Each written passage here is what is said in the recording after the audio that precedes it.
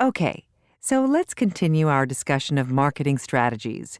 In contemporary society, companies that want to promote a brand, product, or service have more options than ever. We still have traditional print and media ads in newspapers and magazines and on TV and radio, of course, but there's also a wide range of online marketing available now, such as ads on websites and on social media. This might sound like good news for companies. After all, more avenues for marketing means more access to consumers and more ways to influence their thinking about products, right? Well, not necessarily. For one thing, we're living in an age where the cost of starting a new business can be very low.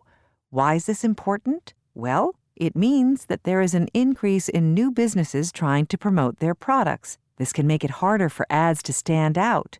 And for another thing, technology has made it easy for consumers to avoid advertisements altogether. Want to avoid ads on websites? Just install an extension in your browser that blocks them. Want to listen to music without ads?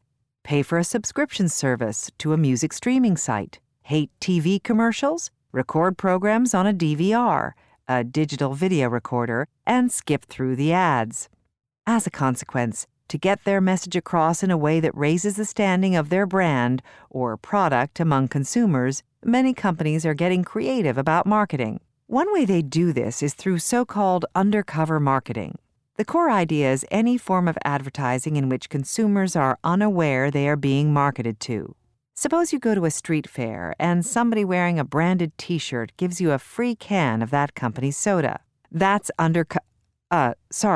that's traditional marketing. Now, suppose you go out for dinner and after making you wait a few minutes, the waiter shows you to a table and offers you a free soda to say sorry for making you wait. That might just be a nice gesture, but it might be undercover marketing. The waiter might be paid by the soda company to hand out free drinks so that people try the product without realizing they're being marketed to.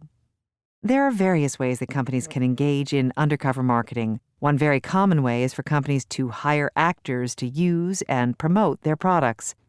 A few years back, a major phone manufacturer hired actors to visit big cities pretending to be tourists. These actors would go to busy areas and ask people to take a picture of them with their phone. After the person took the actor's picture, the actor would take the phone back and begin to talk about all of the phone's great features. The person who had taken the photo would have thought it was just a natural interaction with somebody who loved their phone. But of course, it was all a marketing trick.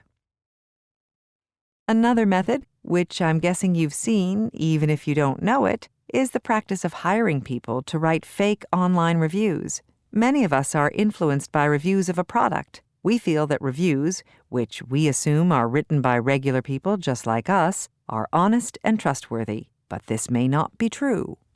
Have you ever read exceptional 5-star reviews of a product and decided to acquire it, but then, when it arrived, you felt that it wasn't as good as the ratings made it sound? If so, perhaps those reviews were written by people paid by the company to influence your buying decisions. Now, companies like undercover marketing because the marketing message seems more natural and believable when it doesn't sound like traditional marketing. Marketers hope that positive impressions of their product will spread from consumer to consumer by word of mouth. In other words, they're trying to improve their reputation with customers, and when it works, companies are happy. But sometimes it doesn't work out too well. If consumers find out that they are being marketed to secretly, they often feel disappointed and unhappy with the company doing the marketing. This is especially true nowadays because social media gives consumers the power to express their opinion and have it spread or go viral, as we say. And if that happens, the reputation of the company or brand can definitely wane.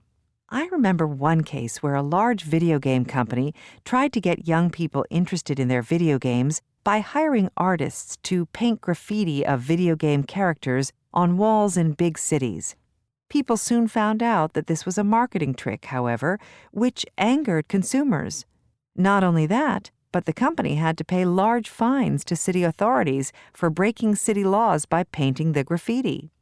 I mention this because it shows that when undercover marketing goes wrong, it can have the opposite effect to the one a company intended.